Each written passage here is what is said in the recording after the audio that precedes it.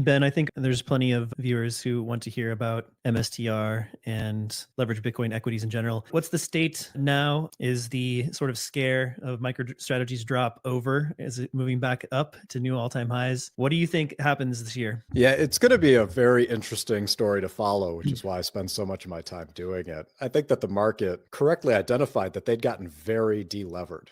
And part of that, I think, was intentional in Q4 of last year. Everyone got shell shocked by the speed that they started moving through the 21-21 plan, which was 21 billion of equity and 21 billion of fixed income products. Yep. And early on, people were really cheering for that because they saw the demand that was out there. The market was chewing up all the equity that they were selling via the ATM. But then it did hurt retail sentiment in a big way after a while. I think after they got through a few weeks and all of a sudden you're through $10 billion of ATM, the market started to respond less favorably to that. And I'm not sure that they saw exactly what was happening. And that's all a part of the engineering that goes on with leveraged Bitcoin equities, because what you're essentially doing is you're managing your leverage ratios around the fair market value of the Bitcoin that's on your balance sheet. And so when they're using the ATM, they're basically moving unencumbered Bitcoin, right, non-debt related Bitcoin onto the balance sheet, which increases that fair market value on the balance sheet that you're holding. And that creates space for you to go out and do additional offerings with the other side of the plan through convertible bond offerings, or we saw them do a preferred stock offering. But a part of them generating this Bitcoin yield and signaling to the market that they've got a growth rate out here that the market can rely on in terms of how much Bitcoin per share they're going to be able to accrete to the shareholders relies on them going to the other side as well. That's where they get the most accretive transactions, is through those convertible bond offerings or through the preferred stock offerings. So they're in a position right now where they're still under levered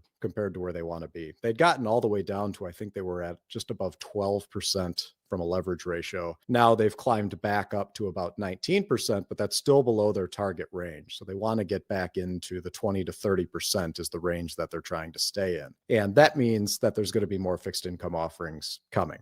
I'm going to be a little surprised if volatility holds up the way that it has. Bitcoin volatility has been climbing back up. It was down below 50 not too long ago. It's back up around 60 right now, which brought MicroStrategy back up to around 100. If that volatility holds, they're going to be able to go out and get more favorable terms on the convertible bonds, the premium that everybody's looking for. If you've got low volatility, that premium compresses, which is why I think you saw them at a 35% premium on the last offering. But if the volatility stays high, I think they're going to be out getting more favorable terms on their convertible bonds again. And I do think that there's several reasons why they want to issue them in Q1, mostly being that if you're looking at this strategically and you're trying to align it to the Bitcoin cycles, there's a clause that happens within all these convertible bond offerings where if the stock trades at 130% of the conversion price for 20 out of 30 days during a quarter, they become eligible for early conversion by the holders. They can get out of them, convert to equity. And if you look at the timing, there's a 1 month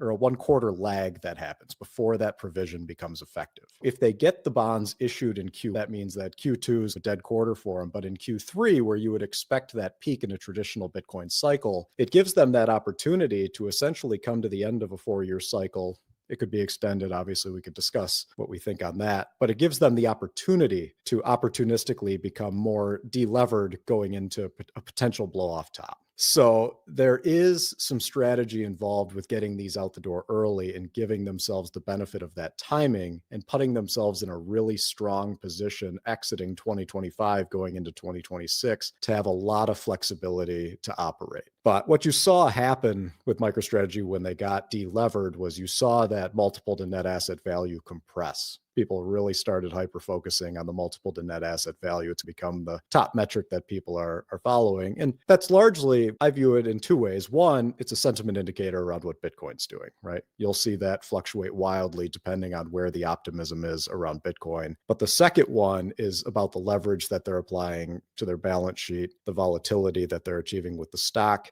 and where they're at in being able to generate additional Bitcoin yield through taking on these different capital markets transactions. So now that they're getting more levered, you're starting to see that multiple climb back up again. Bitcoin got some relief. The volatility came back to Bitcoin. You're starting to see that multiple to net asset value climb back up. I think it's around 2 again, maybe just under 2 right now. But I think as they continue to do these transactions, you'll see that start to expand again. And as we see Bitcoin start to move, that's what really amplifies it. So there's a lot of really good things coming for MSTR. But I think that the strategic Bitcoin reserve actually opens the doors for a lot of Treasury strategies to be announced. Bitcoin has the scale that's going to make it the story that stays in front of everybody. The fact that this opened it up as an option to so many companies that may be sitting on the sidelines going, we don't quite know how the administration's going to look at this. Maybe it's too risky for us to evaluate as a corporation. That's gone now. And so I think that you're going to start seeing the emergence of just treasury strategies, right? Just converting some of the cash in your treasury to Bitcoin. I think that's a very safe play now. But I also think it'll open the door for more companies to expand standing up their treasury as an active value creation vertical versus more of a passive organization where they can actually go generate value for the shareholders through it. So I think that's going to be evaluated much more closely than people would have had something like this not occurred.